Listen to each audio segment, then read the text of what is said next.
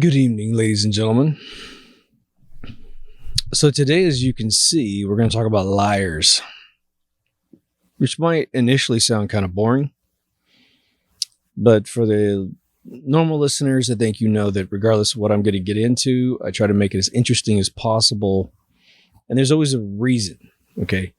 Here's the cool thing about deep thoughts. It is extremely difficult to make a really bad topic and talk about it for an hour plus, right? It's very, very difficult. So I won't pick something that I feel like only has a ankle deep, dive into the intellect of mankind. It's really interesting, the whole subject of liars, because I have dealt with some mega fucking liars in my lifetime. There's your F-bomb, really quick and for free. I think this episode's going to have value because we're going to talk about some major archetypes of people that tell lies, both from a personal standpoint and on a business standpoint. And then perhaps the ones that are much, much higher, which are outside of our personal circles of influence, which would be politicians, fake scientists, all these kind of folks too. Institutions that are building up lore, like NASA. But I want to go after the personal ones first, because this is where usually we have the highest count, unfortunately, of encountering liars, because they have incredible mechanisms in their brains such that they can do it pathologically sometimes, right? And I know that you guys will have similar experiences. You'll have completely different experiences, which still match some of these archetypes. But it's interesting because when you're young, you know that people lie. It happens. It's kind of a bummer when it first happens.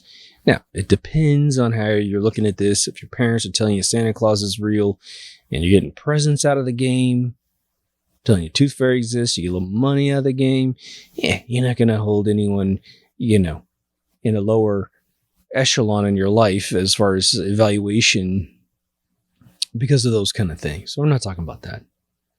We're talking about devious, level 1 through 10, Yours truly has not made a life out of telling lies.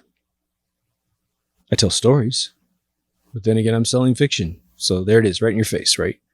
But a lie is something I just really have had a problem ever accepting into my fabric. It's just, even before I had a deep faith in God, it just didn't work for me. It was like there was no reason to. I could get what I wanted in life without having to tell lies. And anytime I tried to dabble in fibs as a kid, it probably made me feel it's really hard for me to think about when I have fibbed to like my parents or something, because I would always arrange my life in a way that I would never be asked a question that I had to lie about, even if it was something I shouldn't have done. That's a whole different thing. I think I told you guys that when I was about 9, I started shoplifting with some friends of mine. Got with 2 brothers that were just bad news, man.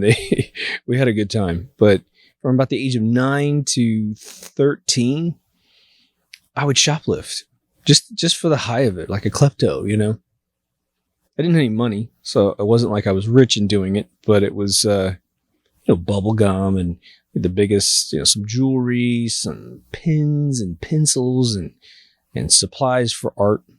Sometimes it's from my school, a lot of times from department stores, like what is considered to be like a Target today.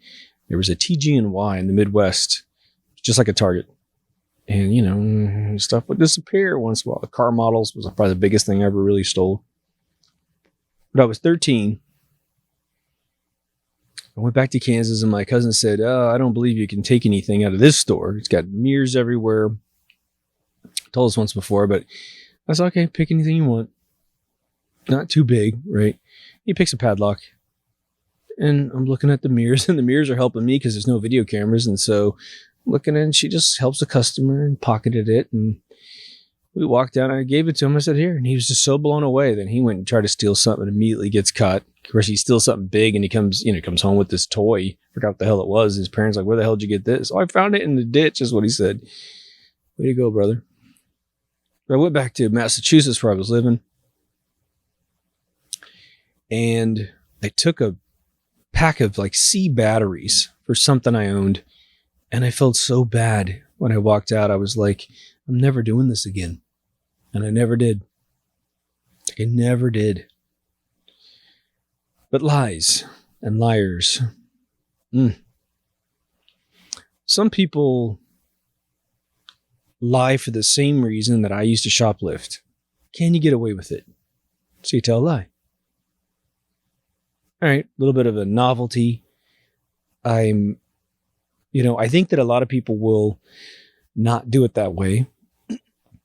I'm willing to bet that at least a fair percentage of those folks cease lying for the same reason I ceased shoplifting. They got it out of their system. They tested it. They're pretty good at it. But boy, once you get something probably as a gain from lying, I imagine that might become really addictive. Well, I got something for free that I wasn't supposed to have. Oof. Maybe I can continue like skimming on the side here. Maybe it's for money. Maybe it's for something else. But I can imagine it getting really addictive for these people. And then you have it starts to divide, because once you develop the skill set, then it's like, what are you going to do with that skill set? What if I had turned into a bank robber because, I don't know, my shoplifting got so good, or I started stealing like cars or something because, hey man, it was easy selling this little thing. Just keep challenging myself. So imagine that liars could go that route too. It's like, well, I just only lie about little tiny things here and there to keep my relationship really solid. She asked me if she looked fat in that dress, and I was like, honey, you look so hot, blah, blah, blah. Let's make another kid, right? But I think it's a super duper slippery slope. As I always say, you teach your mind to technology, and man, you got to be careful. But I have noticed over the years that liars have very interesting defense mechanisms, and that's where it gets really interesting to me, because just telling a lie and talking about bad lies versus, or white lies versus really intense lies. I don't know what the other color might be, but a really intense lie, that could get boring pretty fast. We all know how that works. But what I've experienced is a couple different pieces to a lie, to a liar, right? Now, again, lying at a citizen level to another citizen, like to a friend or to some loved one or something, has a whole different, in my opinion, in my experience, I should say, technology that they develop in their brains as to why they do it and how they do it, and how they can live with themselves and then continue doing it. And then you have the, your Neil deGrasse Tyson liar, your Bill Nye the douchebag guy liar. Greta is totally different. She probably doesn't even know what planet she's on. But your Nancy Pelosi, who's been able to amass over $200 million in shady things. Those are different kind of liars. You have your pedophiles like Adam Schiff and Joe Biden, and they're having to hide their lust circles. So they're into it on a whole different level than any of our friends are. Hope to God, right? We don't need friends like that. But the brain of a liar, a consummate liar, a pathological liar, is a lot different than just an average little fib here and there. The two things I've noticed is that one, the liar has a rationale machine. It's almost like the economy of their lie. Let's say they want to tell a medium-sized lie, a level 5 lie. Well, in their brain, they need to generate an economy to pay for that lie. What do I mean by that? Well, I lied to you because you did this to me. You made me mad, so I lied to you.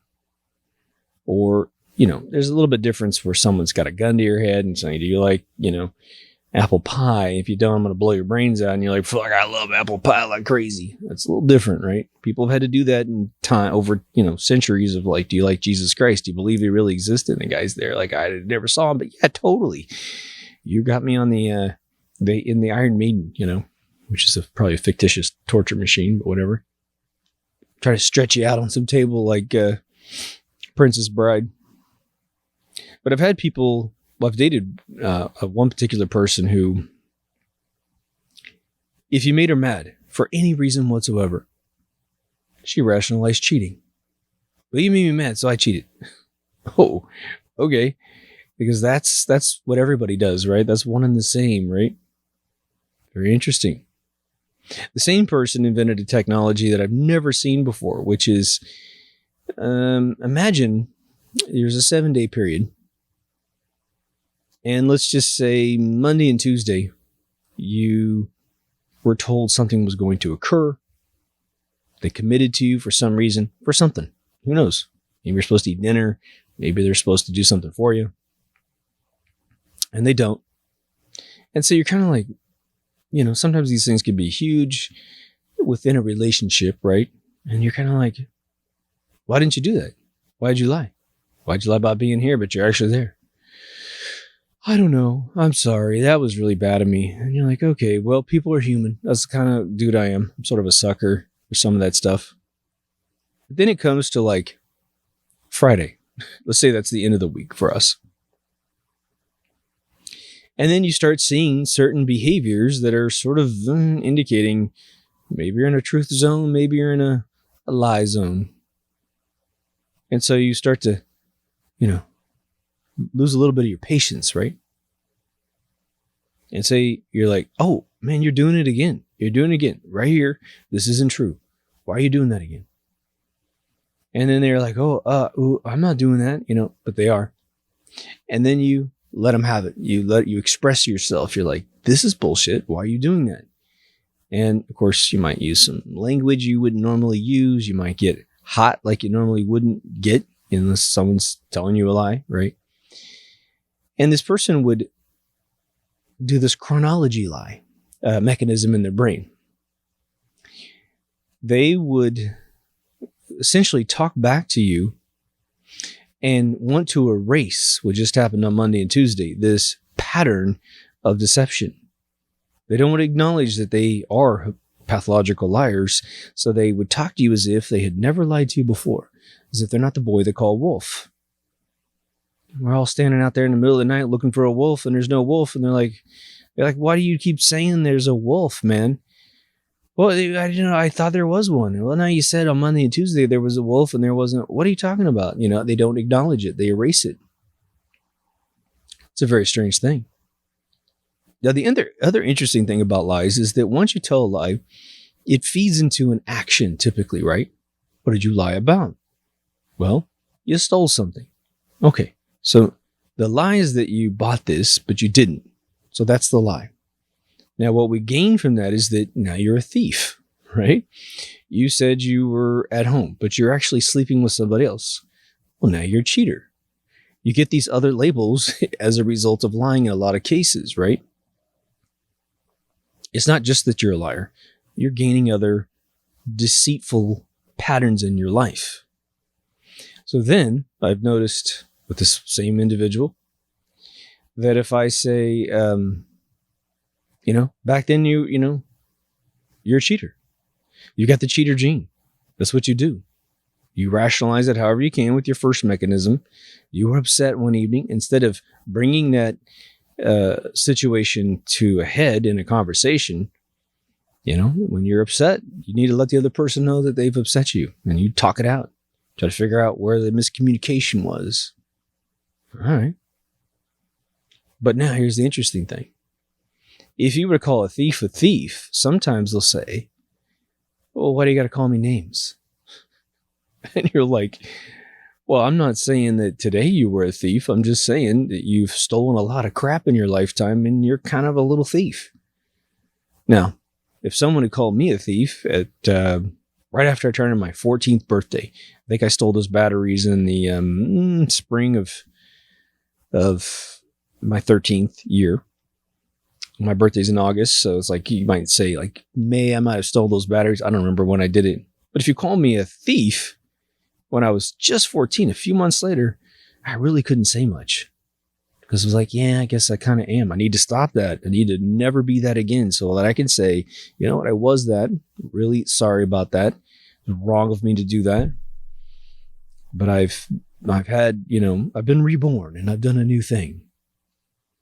I've talked to some listeners who were very, very, how do I say this? I think they were very heroic in telling me the lies that they've endured. And so there's two binding mechanisms between us and other human beings that allows lies to occur more than once. Because in a lot of social circles and a lot of people's lives, they say, you lie one time, you're out. I actually don't. I completely understand that. And I actually kind of totally support it. I do give someone a second chance. And that's probably a defect in me. When you're in love with someone, you're bound to them, right? The other mechanism is you're in a business with them. Okay. So that's another thing that can happen. So now if you're in love with someone, you're usually trying to build a relationship, right? You're trying to build a family, depending on how old you are, or if nothing else, you're past your childbearing years, and now you're just trying to build a nice little nest together. Some I love you, you love me, we're going to sleep next to each other. Two warm bodies in the wintertime is a hell of a lot better than sleeping by yourself. Sharing a dinner with someone's way better. Watching a comedy. What the hell's the point of watching a funny movie completely by yourself? It sucks. You laugh and you're like, no one's in the room with you, right? Okay. When you're in a business, that's a little more intense. A business is almost the equivalent of taking that relationship to a marriage. You have a contract now. There's legal ramifications if you divorce. You get to keep everything you brought into the marriage in California, but you have to split everything that you gained after the marriage, unless you have a prenuptial agreement. Well, a business can run very similar. You're now in a contractual business entity that has shares. Let's just keep it real simple. There's 2 shares to the company. You have 1 share, and your partner has the other share. 50-50, down the middle. It's one of the most naive things that new business owners, and I have been there a couple times, get into. The participation in a company is almost never remotely 50-50 from the very beginning. As much as you might be delusional about that, it's not. And I've got episodes in season 1, which you can go to deepthoughtsradio.com and click on the season 1 link and look up business and you'll find it, or just go to the website and click on it and I'll get you right to it, where I really go over starting a business and all the gotchas. But I'll give you, some of the preview highlights as it relates to liars, because this is where your life gets wasted, right? When you have a liar in your life, they waste every second of your life that you're with them, because they don't really have any intent of helping you with your vision of what a family might be, what a business could be, because they're fibbing about their participation, their dedication to the institution of the whole thing. Obviously, it happens on friendship levels. Friendships, they can come and go, and you're not exactly as devastated. Well, I used to hang out with that guy, but he was always lying about something. Now, I'm fairly fortunate that most of my friends are just like me. And they'll even go to the extent of like kicking someone out of their friend circle when they find out they're lying to someone else and then talking about it. And they're like, really? And they just don't invite the person anymore because they don't want a liar in the clan, right? I shouldn't say clan. We're made of all races, trust me. But in a business partnership, one of the most common lies is I'm going to do my share of the work. Now, what's interesting about it is that you can get a liar into your business who's just going to play you from day one. Happens way more than you think, because they're predatorially trying to get into businesses with people that will find money, thus paying their bills, giving them a lifestyle. And then they participate a little bit at the beginning. And the funny thing is a lot of these people are extremely talented and could easily participate at 50%, if not more. But they're lazy. And they're lazy because they're liars.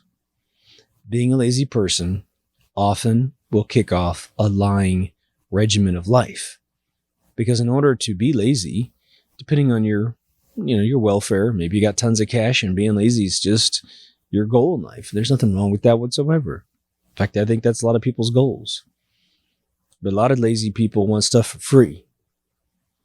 And so they'll say anything to get it.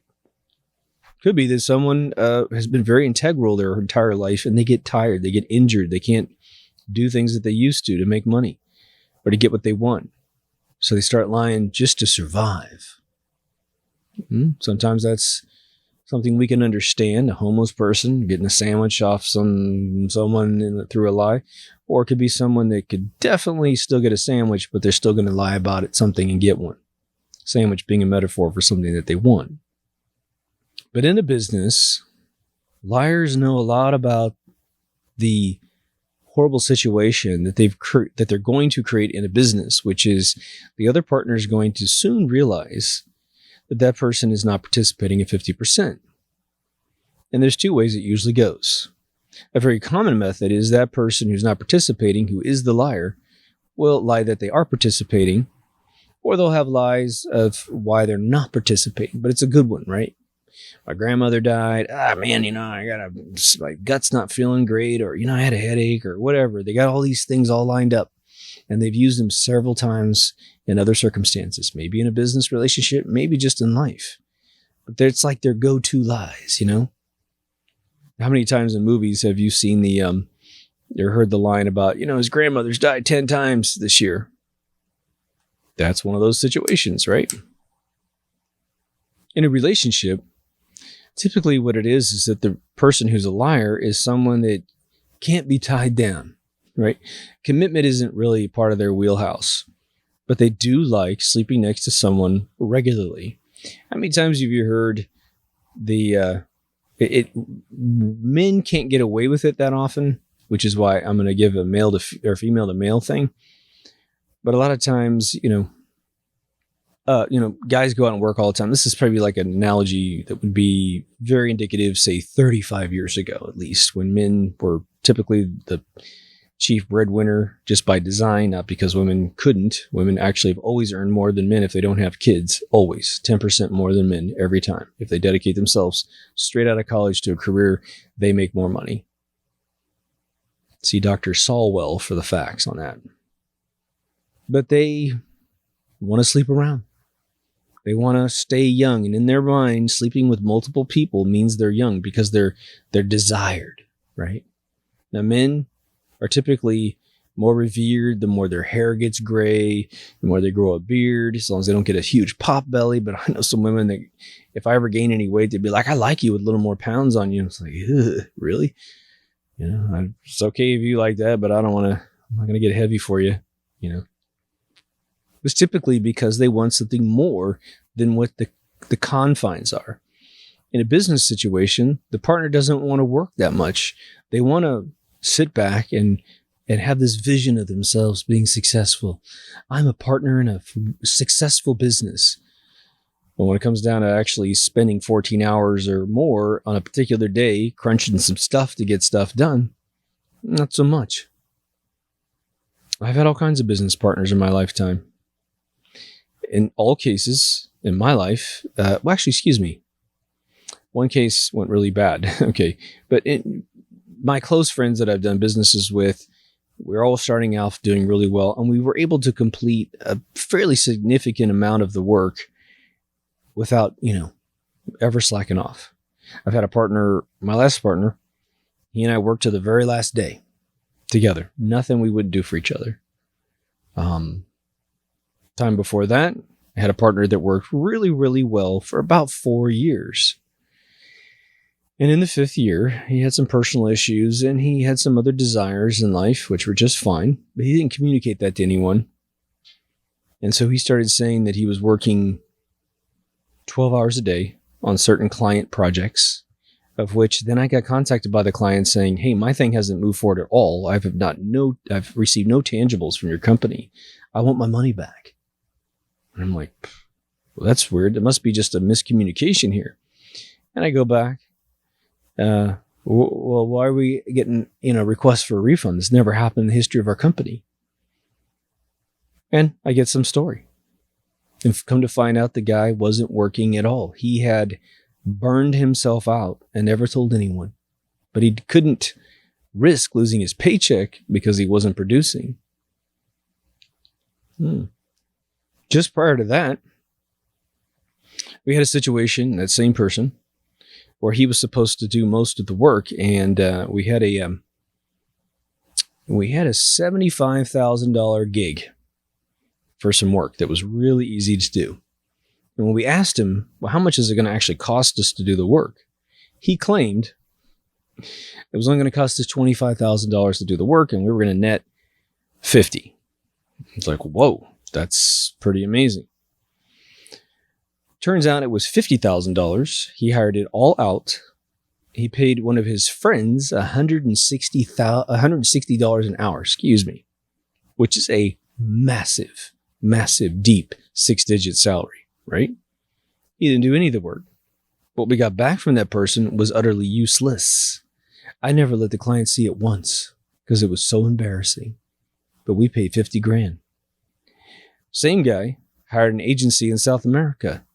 $60,000. Said we're going to get a bunch of stuff for it. Code came back, absolutely unusable. Company in South America was a fraud to begin with. $60,000 gone.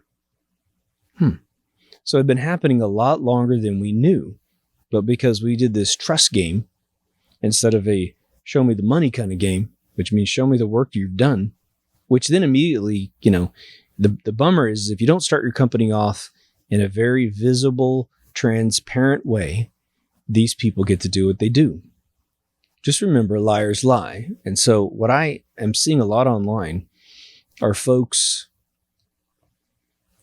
debating the truth of someone, like Neil deGrasse Tyson. I see it all the time. And they'll be surprised that he's telling a new lie. And I'm saying, folks, liars lie. So once someone elects themselves to be a liar in your circle of influence, whether they be external to you or just right next to you, that's it. You really have to just cut them loose. You can be their friend, but you never, ever rely on them. You never trust them with anything that they say. So if they say, I'm going to be there at 5 o'clock, they don't exist. They're not even in your plans. Okay, well, if you do show up, I guess that'll be okay. But if you're going to leave at 5 o'clock and they say they're going to be there to meet you, you don't make plans for them to be there. You just say, oh, well, you know what? Don't meet me in my house. Why don't you meet me where we're going? Because I don't fucking trust you, man, right? I had a girlfriend. She worked for a big software company in Silicon Valley. She had a coworker that was, I guess, her superior when she got there. And unfortunately, this has a race element to it. But it was a woman who wasn't white. And she was working for the company. And my girlfriend kept coming home saying, I'm not sure this woman is doing anything. She's my boss. It's not my position to question her or anything like that. So we just talked about it every once in a while. Well, it turns out that her boss's boss finally said, where's your work? Because so-and-so's turning all her work underneath you, but I'm not seeing your work. Immediately, this woman files a racial discrimination case against the company. Immediately files a lawsuit against the company for $100,000 in 1992 or 3, which is a ton of cash, people. All right. So it almost went through. It almost got processed until some attorney at that company decided to do a background check on this woman. So she said she had a degree, and she said that she had worked for Microsoft in a previous job. So the guy goes to Microsoft and says, to HR, and she says, they said, do you mind if we ask you a question about this woman? Because we just had a racial lawsuit put up against us.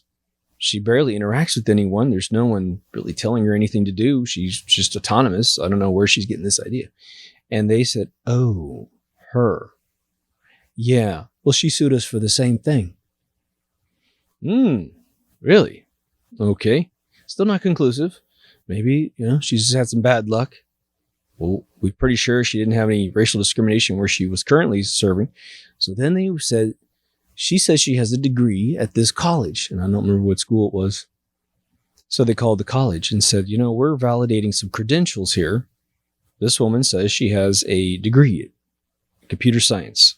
He may have ended up being like a master's or something. And they said, oh no, she dropped out before she ever got her degree at all.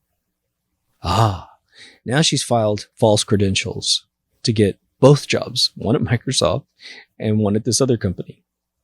I don't know if Microsoft was ever able to go back and get their money back. There wouldn't be any money to get back anyway. But this company in Silicon Valley, I don't know. They reversed the electricity on this woman and shocked her the other way. Liars lie. Liars sometimes create these scenarios what they're extremely good at, right? So we have to be careful.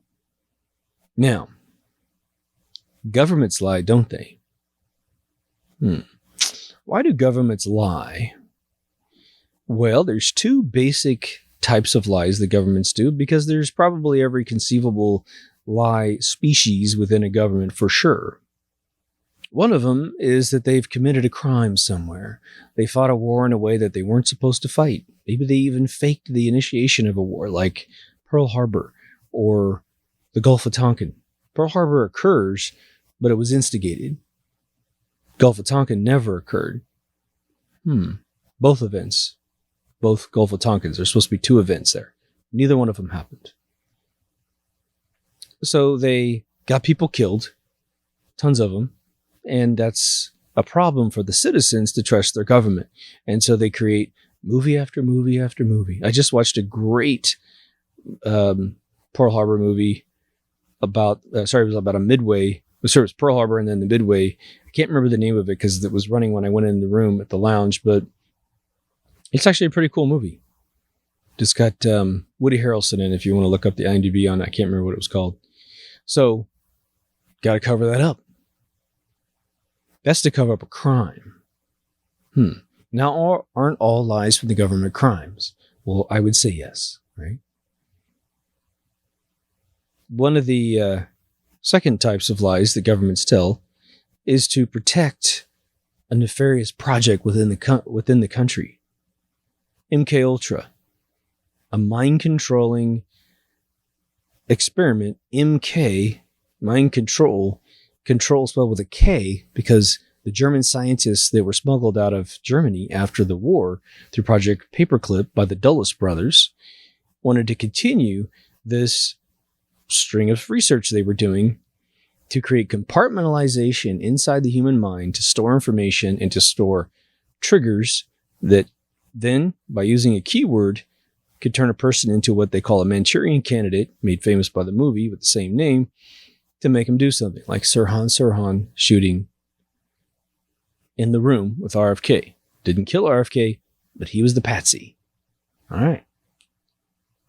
Claiming it's a matter of national defense. You can hide anything. It was another type of lie. The one we talk about all the time, which I call lore building. NASA lying about going to the moon. Now, there's a couple different thoughts, even if you do agree with me that we didn't go. You have the story that we really did try to go, but we just couldn't get the technology together. We tried. Now, some people in the room who were probably extremely smart thought, not with this technology. Unless we get to what I put on paper, like Von Braun saying, look, we need a rocket the size of the Empire State Building if we're going to launch from Earth's surface to get to the moon. You need a massive rockets, which is why he proposed what you saw in 2001: A Space Odyssey. He proposed that in 1956, which is what Walt Disney animated for him, and they both presented it on TV. You build a space station, you ferret fuel from Earth's surface to the space station. You build a spaceship, just like Star Trek, in this little space bay, and then you launch from space to the moon. That made more sense. But why does the government keep that lie going? Well, because America is the only country that's ever stepped foot on the moon and come back safely. We've never done it since 1972. There's lies about it happening again, but they've already delayed the project 4 years, from 2024 to 2028. Okay. Makes us superior, doesn't it? China has a saving face lie that's probably going on right now. And then, I don't have real data, so I don't know if there's any good rationale for it. Wuhan, coronavirus suddenly shows up. Now, again, could be something that they did at wet markets, could be something that was dropped on them, but it was actually discovered in December. I think December 19th was the first case. The guy that blew the whistle on it's now dead. He just died this morning or yesterday. Horrendous. Now they got 11 million people quarantined, supposedly 50 for the whole country, but 11 million people in Wuhan are now stuck in their houses, spreading the virus to all their family members. If you are sick, you're not allowed to go to the hospital, so what would be easily treatable is now killing you. Some people say the numbers are on 25,000 fatalities with over 160 infected. It's bad news. So China doesn't want to lose face, but now the World Health Organization, which we don't exactly trust in this world, is trying to say, hey, if you lie about all these numbers, you could cause what we call a pandemic. Well, I think China is saying, not really, because we shut down our travel outside the country. A lot of airlines no longer fly into China. So we're dealing with our mess. Yes, the numbers might be really, really high, but we're not going to cause a pandemic because no one's allowed to travel outside the country who have this virus. So let's hope that whatever strategy they've picked is going to minimize the casualties in China and minimize the spreading to other countries. But now almost every single country of a modern species has reported at least a single case. Let's hope and pray that this thing doesn't wipe a bunch of people out. Now, the big question that I've had for a very long time, which is, can someone rehabilitate out of being a liar? And I think that answer is sort of a two-pronged situation. I think the answer is obviously yes, and the answer is obviously no. But what creates a yes, I won't tell any more lies, and no, I'm going to continue telling more lies. I'm not going to stop this habit. Well, one of them is probably yet to experience a negative impact as a result of lying. So they're saying, look, no one even knows I'm doing this. I'm just doing this. So I'm going to continue until I get caught. And the people that actually start to rescind this methodology are people that have experienced shame. Either be it shame by looking in the mirror too many times and going, ugh, that's that kind of person. I'm being that kind of person. Which means they can't continue to hang on to these other mechanisms I talked about where, the person I dated who lied a lot. She would reset time every morning. I have never told any lies. This is how she kind of reinvented herself every morning. So if she were to start doing it again during the day, it's the first time she's ever done it. She would never be accountable for her past. So everybody, she's like a boy they call wolf. It's like, kid, knock it off, would you? One of the most bold-faced lies I ever experienced was in a business partnership. I told this a really long time ago, and I think I told it in that business episode way back in the day. I think I did make a business category on the website, as a matter of fact. I need to really scour the videos and put the other ones in there that probably would help out. But I met this guy by going to my buddy's pizza place. And this dude came in, and my buddy's like, hey, you know what? Both of you make video games. You should work together. I'm like, really? You do? Yeah, man. Oh, cool. Yeah, let's see what we can knock out. And for, I guess, about 4 months or so, if even that, I instantly got in there, started programming Big Pussy Poker for HBO. It's pretty funny. It already existed, but I need to fix some issues with some of the hands not recognizing properly. And some other little things I was working on. But I said, I'm sitting around. I'm like a business guy. I know everybody in the gaming industry at the time. And I'm like, okay, I'm going to go get us a big gig. I've been talking to one of my former colleagues from Electronic Arts. She's got a pretty big gig. And so it was one of the most popular video game names, not Electronic Arts, not Activision, even older. And I land a gig for about $160,000. It was almost 10 grand more than that, but whatever. And it was to create some replacements that were in Java. There were some Java video games. They're all Hasbro games at the time. And they wanted it to be in Flash because Java was turning into a back-end language and not a front-end language. And I was really good at Flash coding. So I was like, okay, yeah, we'll recode everything in Flash. We'll have a really tough, we'll do a full model view controller front end, which means there's no logic in the front end pieces. It's all from the back end. It's going to be great. I got the team set up. But my dude, my partner at the time said, do you mind if we use my company name instead of yours? I was like, He said, well, because he goes, look, your company's done everything on planet Earth. Mine's just done games. It might sell better that way. I was like, all right. Thinking, I'm going to trust you. You've been cool with me so far. Big mistake on my part. We work out this deal. I get it closed. And what's supposed to occur is this. This dude worked on the Game Show Network website, which I don't think even exists anymore. I don't know if it does or not. But he's supposed to have this big giant kernel of code in the background that does everything pretty much that we needed to do. At least a big piece of it's supposed to be already coded. We just got to put a new front end on it. I'm like, great. That's why the price is what it is now, not higher, because he's bringing this big library of code. We don't have to do it. We charge a little bit for it, but not like a bottom up build of it, right? No sooner does and again, I am being ridiculously trustworthy, and part of it was because I was so busy on these other little projects for HBO that I just didn't have time to, drill him and go, are you telling me the truth? Show me that code. I definitely saw Game Show Network running, so I thought, he said he worked for them, said he did all this stuff for him. I'm like, okay, good. All right. I kid you not, this is exactly the scenario that happened. I get off the phone with my contact.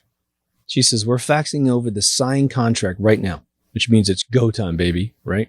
First check would be in the mail anytime now. All right. And it's going to go to this guy and his company name. He's going to decide when to write a check to everybody on the team. I have two other guys besides myself lined up to do this work, and he's supposed to get his code off, blow those mothballs off of it. It's his code. He's going to, obviously going to rewrite it so it's not copyrighted anymore by another company. We need to make changes to it anyway, but it's a good foundation, right? Here comes the fax out of the fax machine. It's 2004. I get it. I'm like, oh my God, here it is right here. The signed, page at the last part of the document. I take it into his office. He was a tone deaf guy who liked to sing at his desk, but he was the guy in charge. So his other two employees had to endure his singing. I mean, it's like he was deaf. It was unbelievable. I said, okay, here's the signed contract. Now, whenever you get a chance today or tomorrow, I need you to send me over that code you talked about so we could start the project, because I'm going to be doing that specific piece. He looks at me and smiles. He says, there's no code. I'm like, is this a joke? Nah, we'll just do it from scratch. I said, oh, so that's going to be your code then. You need to write that.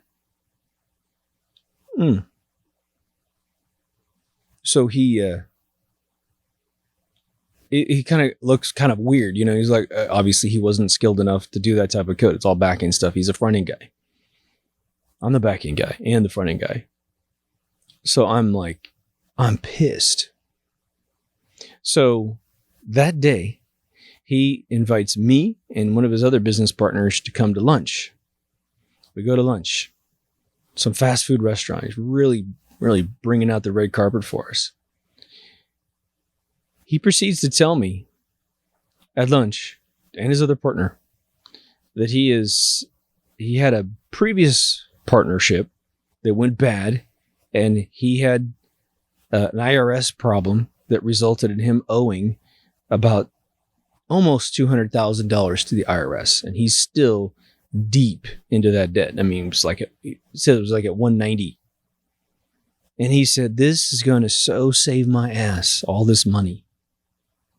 And he is basically telling me that he wants to pay us the least amount of money possible so he can take all that money and pay his previous debt off to his business partners.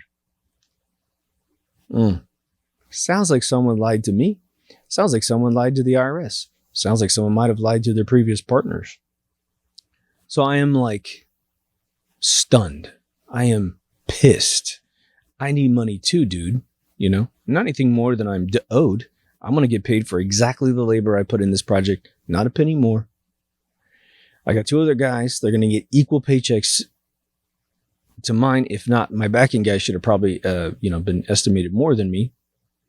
And we now have to wait for this guy to write the checks. Okay. So the project starts. This guy doesn't cut any code at all. He's in there singing tone deaf. Happy as a clam because his IRS debt's going to have a sieve to suck on, right? I can't remember what it was, but at some point, he came into my office and he was kind of angry at me for some reason. I don't know what the deal was. We were fucking kicking ass on these games, man. And I just looked at him and I was just like, you're going to go there with me? You're stealing my money? You're not even working? You lied about a whole fucking tower of code that doesn't exist? And I fucking bawled this guy out. My dad was a military man. My psychological evaluation at 13 was drill sergeant after a big giant test I took. So I just fucking boiled this guy down and I just let him have it. Now, one of his employees got bedridden because she was pregnant. And so she wasn't there, the one he took to lunch. His other employee's in the front room. This great guy. Poor dude had to listen to this.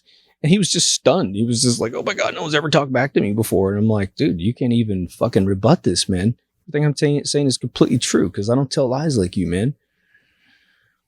So then, just finish the story here because it's pretty funny. Finally, I'm like, okay, this isn't going well. This guy's lied. It's putting the whole thing at jeopardy. And so this person at this other company that hired us is now, we might be late. We might, not deliver what we said we could because of this issue. We're trying to figure out how to do everything. We figured it all out. Believe me, we got it all done. And we tripled their sales too. It was awesome. Tripled their ad revenues, but that way we tripled the amount of people that played the game because they could finally play it. And it was just awesome what we created.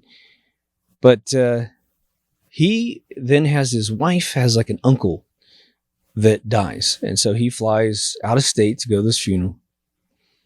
And I'm sitting there going, I had moved my home office into his office. And now I'm like, dude, I don't want to be here anymore. I don't want to be a part of this dude's company. As soon as this is over, we're cutting ties, baby. And so I pulled my stuff out of the office, brought it all home. And then my buddy and I, who we actually went off and started our company, we went into LA and talked to this friend of ours. And we said, look, I'm really, really sorry, but this is what happened. Boom, boom, boom, boom, boom. Recapped everything. And of course, she's like pissed, but she's not blaming us. But she's like, is this in jeopardy? I said, in no ways. The deadline's fine. The code's working great. We're actually ahead of schedule. It's going to be fine because we hired one of the smartest backend coders on planet Earth. The backend coder and I did EA.com. I mean, $320 million platform. We were the two architects that did it. So we're safe, right? And he's kicking out these games like crazy. The backends, at least. My front end dude was nailing it too. I was doing the lobby, you find your friends and you join and all the chat and all that stuff. So anyway, this dude comes back from this funeral and he realizes I'm not there. And so I'm at home. I'm in this house right here and I'm on the phone with the CTO of this big company, super senior guy. And we're just talking and everything's good. He's like, oh, we're testing some stuff out. We're restarting servers because we had a little memory leak at one point or something. We were chasing down, whatever. And all of a sudden, my front door starts receiving a pounding. Bam, bam, bam, bam. And I mean, aggressive. No doorbell. I got a perfectly functional doorbell. But just pounding on my door like he's trying to knock it down. And the guy on the phone's like, what's that noise? I said, well, I'm willing to bet it's our mutual friend who's lied about everything. He knew the whole story. He's like, oh, okay. I said, you mind if I call you back? Because this dude's not going to leave. All right.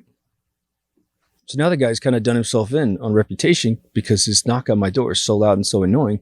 The CTO on the other side is going, Jesus, this guy's ridiculous. I'm like, yeah. So I open the door And it's one of these things that sometimes mommies can hug their sons a little too much and give them a little too much confidence before they've ever had a true confrontation with another alpha male. This guy thought he was an alpha male. Let's just put it that way. Guarantee he's never had one on his chin before, ever in his life, man. So I'm sitting there, I'm a ragtag fucking cowboy dude, and I'm like, what do you want, man? And he was trying to say, like, he didn't really kind of know. He didn't rehearse anything he was going to say, which was his problem. And so he's trying to be pissed off that I took my stuff home. My fucking rights, my shit, and didn't take anything of his, right? And, what are you doing, man? And I don't even think he knew we called them and told them the truth yet, or visited them and told them the truth, right? And he's trying to like intimidate me. I'm sitting there going, dude, you're probably 40 pounds overweight. Like, what are you hoping to accomplish with this conversation, man? And again, I'd already bailed him out or balled him out at his place. He should have learned his lesson, because I told him where he stood, which he's a complete fucking liar, And so then I always let people kind of get it all out and see if they'll calm down, because I don't necessarily want to be confrontational, but he wouldn't. And because I wasn't like throwing back, he was throwing harder. So finally I just took a couple steps at him. He's on my doorstep, this house right here. And I just fucking let this guy have it like you wouldn't believe, man. And finally he was just like, oh my God. Because I was like, if you talk one more time, I'm going to hit you in the fucking face, And he shrunk, Was it LL Cool J said something like, you heard my rhymes and your ego shrunk, something like that. And it's like, he did. Actually, I saw him one time, like several years later at a Whole Foods, everything blown over. And it was like, hey, dude, what's up? He was getting food. I was getting food. He doesn't make games anymore. He does business apps. So whatever. It's just a little disagreement we had. But he was on the hook for one of 6 games that he was desperately trying to code. We coded 5 games. It took him 8 months to get the last game done. And he wanted his full paycheck. And the other company was like, no, I don't think you're going to get full paycheck on this because you lied. And da-da-da-da-da. Anyway, you got to be careful with especially businesses. Obviously, relationships. Almost every single person's done the relationship thing. It's the same thing with the business situation, Except when money's involved, it can really screw you up. If you're relying on cash to pay your bills, it's a little different than a relationship. I mean, relationship can go so bad you don't go to work, or you're not good enough at work. Maybe you lose your job because you're being weird at work. I think that's pretty rare, but it can happen, But the big thing is to communicate. If you're the victim of one of these folks, communicate with everybody else that this is happening to you so you don't get stuck. It sounds like it's common sense, but a lot of folks want to say, I wasn't a victim of a liar. Because if I'm a victim of a liar, then there's something wrong with me. And that's not the case. Don't ever fall for that BS, man. You don't want to store everything up inside, I had a talk with a friend of mine today about a friend of theirs that here in LA, he seemed to be on top of the world. He was revered for being a big art collector, and he would find artists that were, I guess, previously fairly unknown, and he would grab their art and encourage them and put their art in all the galleries and get them a career, And everyone just looked up to this guy. He was just a personality. He was cool, very manly, but, he wore like a captain's hat all the time. It was really cool, like an old Captain and Tennille hat, And he took his own life. And it's kind of off topic, but it's part of the communication algorithm I want you to get out of this episode. And everybody was devastated because they couldn't imagine why this guy who was on top seemingly never failed in anyone's eye on any level ever. Relationship-wise, business-wise, he was just wise, But he took his life. And when that occurs, and almost every single one of you knows someone that's done it, maybe not personally, it's not a first degree friend, but at least a second degree friend. It's one of those moments where you kind of retract your past and you're like, gosh, Maybe I should have talked to them more. Or, by the way, I have a whole episode on suicide in season 1, if that's something you need to hear more about. But it was obviously a lack of communication on his part.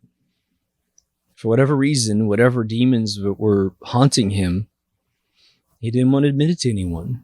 And so he didn't get any counseling of any kind. I don't mean counseling professionally, which would be great, but just with friends, sit down and go, man, I feel horrible. Why do you feel horrible, dude? Blah, blah, blah, blah, blah. Oh, man, that happened to me too. And then it's like, really? How'd you get through it? Well, half the time those conversations go like, I thought I couldn't get through it. And time heals all, man. I know it's a cliche, but dude, it's a cliche because it's true. It's usually how it goes. And, just know that I'm here for you, man. Let's hang out more. Let's hang out more where you're going through. In fact, don't even leave. Spend the night tonight. Let's just, whatever. If you want to drink, whatever you do, let's just talk it out. And then the dude feels perhaps that he's not so different from everybody else. And by hearing a story of someone getting through it, he can go home and sleep at night. Maybe he doesn't go home for a while, whatever the circumstance is. But the amount of times I've heard of people taking their own life before these fucking, depressant drugs started doing it for them, it will be more often than not related to someone lying to them, betraying them. Sometimes it's the liar that gets to the end of their game and can't lie anymore.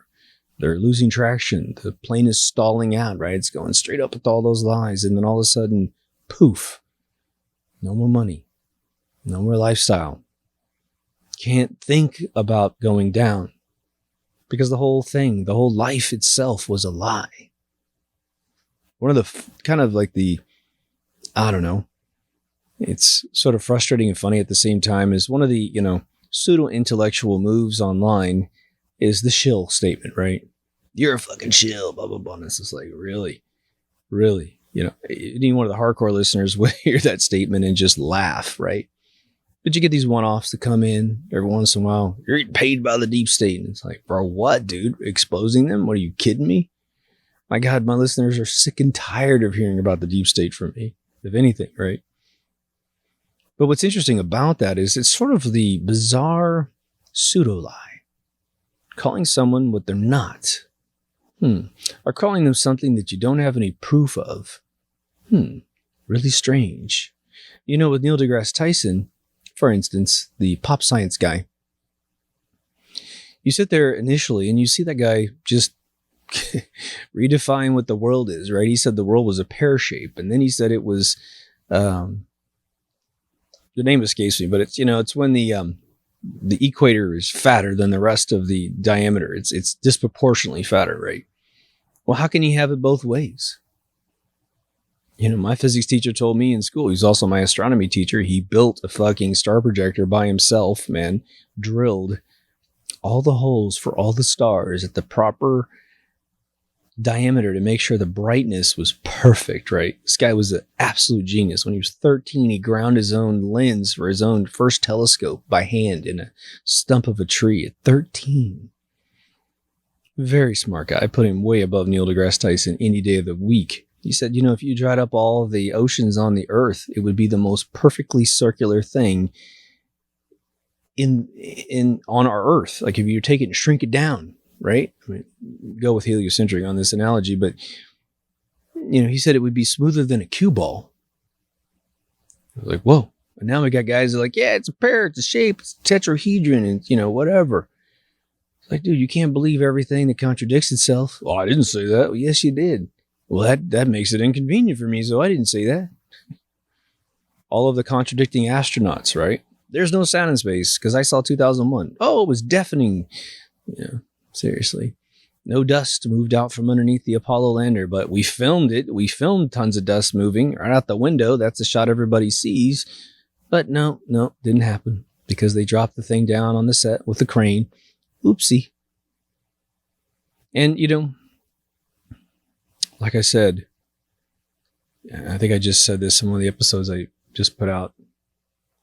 Future lies, right? Oh my God, it'll be another lie episode. Oh my God. I'll put some other stuff before this comes out. I think I have about 3 in the queue. But you have people like astronauts, which I believe were forced to lie for the sake of the threats, right? And the interesting thing about threats is they mean different things to different people, different times. What may have inspired an astronaut to lie for their entire career in 1969, maybe that wouldn't work today. Maybe in 69, because they were definitely in the wholesale slaughter of people that were in their way. Imagine you're Buzz Aldrin, Neil Armstrong, Michael Collins, and they're telling you you're going to say that you went to the moon or else. Well, today, we haven't had an assassination in years. Well, what did they see in 69? By 69, in that decade, they killed the President of the United States, Malcolm X, Martin Luther King, and Robert Kennedy, the president's brother, who was well on his way to perhaps being the president himself. So now you're an astronaut, and they just come over and tell you, you know that JFK dude? Well, we took him out. MLK took him out. Malcolm X took him out. RFK, we took him out. Who are you? You're just a lowly little astronaut. We'll just say you died on reentry. You drowned in that we'll just drown the whole capsule. Fuck all you guys. You on board? And they're like, yeah. And that's why you had that press conference where Neil Armstrong literally looks like a kid that has been crying. The other two look absolutely devastated, right? They're terrified to answer questions. Then later in life, they contradicted many of their answers. I didn't see any stars. And then Michael Collins writes a book. I saw tons of stars. I still regret getting Michael Collins' name wrong about the astronaut that was killed in Ojai. It's a totally different guy. Big flub on my side. I like these subjects. I like these subjects because they're important to us and they become, hopefully you don't have a lot of liars in your lifetime. But when it happens, I would say this, if you have experienced several liars in your lifetime, like I have, you kind of get used to it. You're like, okay, people lie. All right. What kind of lies that person telling? Oh yeah, that's a classic, man. And you just, whatever, and then sometimes you're like, oh, you're doing one of those? Well, I got to get rid of you now. You're out of my circle. See you later. Just going to have a relationship. We could have been really good, but you lied. Hopefully that's pretty rare for everybody. But I think the people that are most devastated are people that have never heard a lie in their life. They trust everybody because they want the world to be that good. How do you think all these people get duped by these political parties and these global agendas? Because they don't want to believe anyone is dishonest, especially the higher the authority figure goes. They're relying on those people being truthful, and they're not. And so if any of you have ever tried to wake up another human being, that's what you're really trying to convince them to understand, is that people lie. And the problem is they have heroes, right? I have relatives that think Hillary Clinton is absolutely God's angel on earth. And I mean, without exaggeration, they don't think this person's ever lied. Some people are so swept up by the difference between George Bush Jr.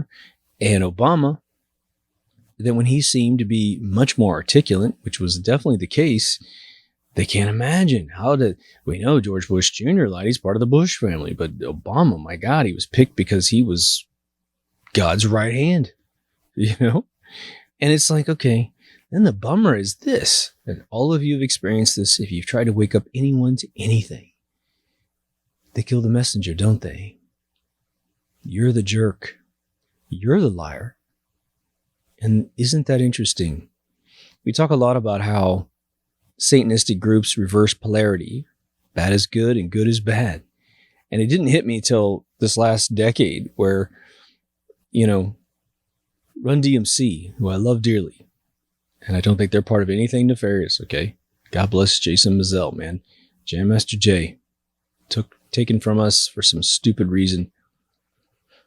I feel like everybody knows who killed him, but they don't say. Especially, I don't know, no one investigated anything. He just gets shot in his sound studio or his music studio and was like, oh yeah, that happened. Like everybody knows, but nobody knows, But anyway, they had the lyric. They introduced the idea of saying, that's bad, meaning it's good. What was the line? Not bad meaning bad, but bad meaning good. Huh. Oh, reverse polarity. Interesting, right? You build a mechanism in your mind to reverse the polarity of something, and then you've got a placeholder in your brain which can do that to everything. We have to be careful.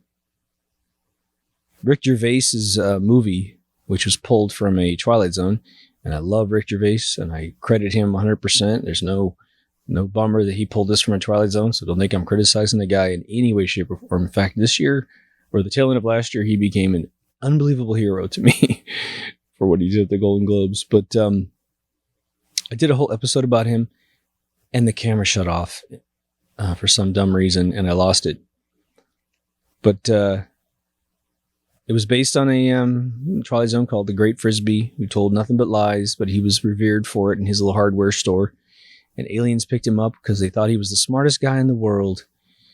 And he doesn't know why they picked him up. And they said, well, because you're the smartest man in the world. You said you have 36 degrees or whatever. And you invented all this stuff. We want to bring you back with us because you're the smartest human in the world. And he says, oh my God, you don't know that I'm telling lies? And the alien said, lie? What's a lie? And he says, oh my gosh, I tell tall tales. It's not true. They couldn't conceive of it because in their culture, they don't lie to each other. And just imagine that. If that happened, that would be interesting. And that's what Rick Gervais based his movie on, which, because there's the Jim Carrey movie, Liar, Liar, I always forget that Rick Gervais was like Invention of a Lie or something like that, But he's in a world where he goes and gets money out of the bank. He almost has sex with a woman in a hotel. I mean, he grows a conscience and he can't do it, And I don't think I've seen that movie all the way through. I need to make sure I see that all the way through. But it's just an interesting dynamic to understand that's a joke. The Twilight Zone was a joke, and Rick Gervais' movie was a joke. And why is it a joke? Because we know liars lie, and they're everywhere. The uncle talking about catching an 8-pound catfish or bass or whatever. We all kind of in this little small town where I was like, did you see the fish? I didn't see the fish. Did you take a photograph of it? No. Okay. With Photoshop today, we have all these crazy, wildlife catches where you have these bears the size of houses and some guy posing on it. It's all Photoshop. I think it's hilarious, but we have to be careful. And I think that one of the things we can do as human beings is just sort of audit ourselves every once in a while. Like maybe we do tell little white lies and we don't even realize it. And maybe it's because we're being funny, and it's going to be revealed in 5 minutes. Did you do that? No. And it's like in 5 minutes, they're going to find out, and it's going to be funny that you did. Little kids, did you clean your room? Yeah. They didn't, right?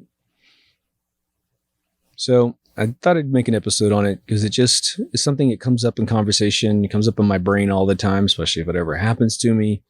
I thought we could compare notes. So now it's your turn. Get in the comments section on YouTube or on Facebook or minds.com or Twitter, and just let me know sort of what your experiences have been. Especially if you can find a brand new archetype that's very repetitive in society. I think we could all learn from that, and maybe even share a few laughs to go, oh God, yeah, I've had that one too. It's just a nice relief valve for us to kind of maybe blow off some steam and sort of shake off some bad cobwebs of our past, either be it our own lies or someone else's lies that we experienced. But definitely realize communication is everything, and I said a long time ago in an episode, just to get back to that little digression, if you're feeling bad, and we need to say this more to each other, I think.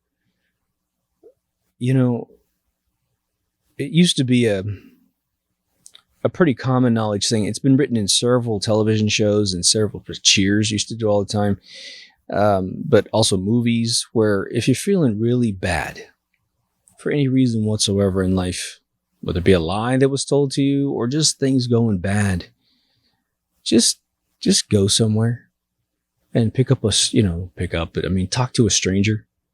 See if you can get them to listen to you. realize they're gifting you with their time. So try to be as attentive to that as possible. Call an old friend. Call an old friend that you haven't talked to. And just say, man, can I chew your ear off for just a second? I just got this thing. Hopefully you got some close friends you can just tap on. Because again, in my friendship episode, it's all about, if you're going to give someone the label of friend, then there should be something that is actually occurring there of value. And your friend should be there for you. Maybe someone's more talented than others. So just try them out. But, communication will solve a lot of issues, man. And time does heal all. It is crazy. Like, again, the stories I've told you tonight about people lying to me, boy, when it was occurring, oh my God. I was fuming. Worst version of myself that could ever come out. And that's the other thing that sucks, right? If you're in a situation where you're a really nice, level-headed person, you don't lie, but somehow it's happening to you, and your reaction, because you haven't been lied to that much, let's just say, or you never really got good at it, being lied to, if it starts making you the worst version of yourself because you're reacting badly, it's a time to clip the influence, clip that circle, shrink it a little bit, get rid of those people, replace them with something else. I guarantee you, as hard as it might sound, and some of you will get this right away because you're probably dealing with the situation right now. Hope none of you are, but if you are, it's better to be by yourself and be in an integral world where at least you know what you're good at and what you're bad at, what your flaws, your strengths, whatever. It's better for you to be in that sphere of influence than with these people that are toxic. And sometimes we just need someone to remind us of that. So hopefully that's useful to you. And I hope you feel me. So if you haven't, please go to deepthoughtsradio.com. That's the hub for the show. There is as of tonight, 467 episodes that are published with probably at least 12.5 special reports. Some of the special reports get turned off because I feel like you just need it for that moment, and I don't think it has any value moving forward. There are just a tiny amount of episodes, maybe 2 or 3, that have been completely turned off because the subject matter just became antiquated, the data became old, or I felt like I wasn't accurate anymore. That's pretty rare. But anyway, on that website, we have 2 sources for the video, BitChute and YouTube. Please get yourself a BitChute account.